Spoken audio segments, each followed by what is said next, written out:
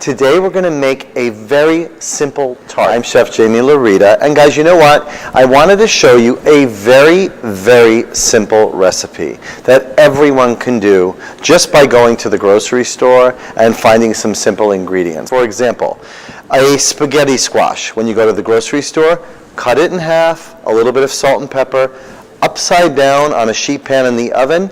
Get your Viking range up to like 400 degrees.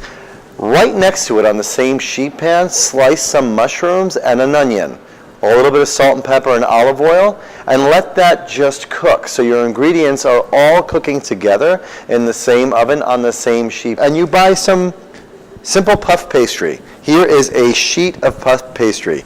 You peel the paper, you open it up, and you have a sheet of puff pastry. You don't even touch it. Just let it defrost on a sheet pan with a little bit of butter and flour. You can put a sheet of parchment paper down. I unfortunately ran out of parchment paper, so you don't really need it. It just keeps your sheet pan clean. And then I just poke some holes in it to let some of that heat come up through the puff pastry. So simple. This is your ricotta cheese. You go to the grocery store, you buy a little thing of ricotta, add 1 egg, some salt and pepper, and some chopped green onion. That's all that's in here. Mix it up, and that becomes your base for the tart. 3 rounded tablespoons, right?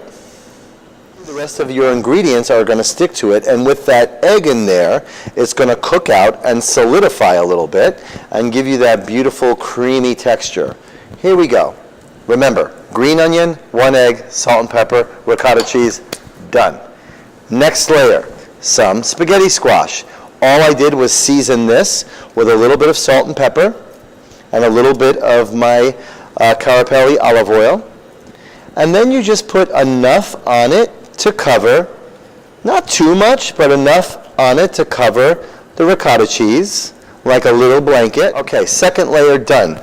Spaghetti squash. Next layer, a little bit of mushroom and onion. Starting to look like a pizza, right?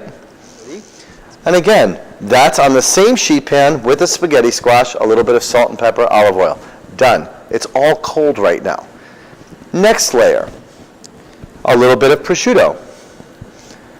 You go to the deli section in your grocery store, you ask for a little bit of sliced prosciutto thin, or you could even buy those packets now that have the little thin slices of prosciutto, and then you uniformly put it in a line, just like that, and then the last piece you eat to make sure that it's good. And it is. Mozzarella. Now, you can use regular mozzarella, or you can get fancy like I did, and I found some smoked mozzarella. Last layer, a little bit of fresh chopped parsley. And while it's here from another recipe, I was using some poached garlic. You don't need it, but guess what? Why not? Now, what's really fun is that you have this little tart right here. You pick up the corners and you fold them in, right into the tart, just like that. Crimp the edges in the middle here, fold it up, just like that. And when it comes out, this will be golden brown, crispy and delicious.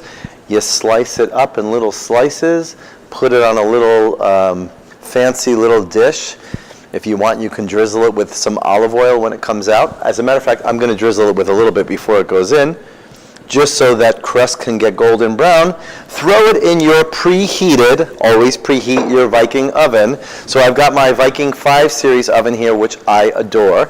And I'm going to put this in my Viking range at 425 degrees on convection bake, because it's going to blow that hot air around and get this all crispy and beautifully brown for about 25 minutes. And I'll take it out and I'll show you what it looks like. How simple is that?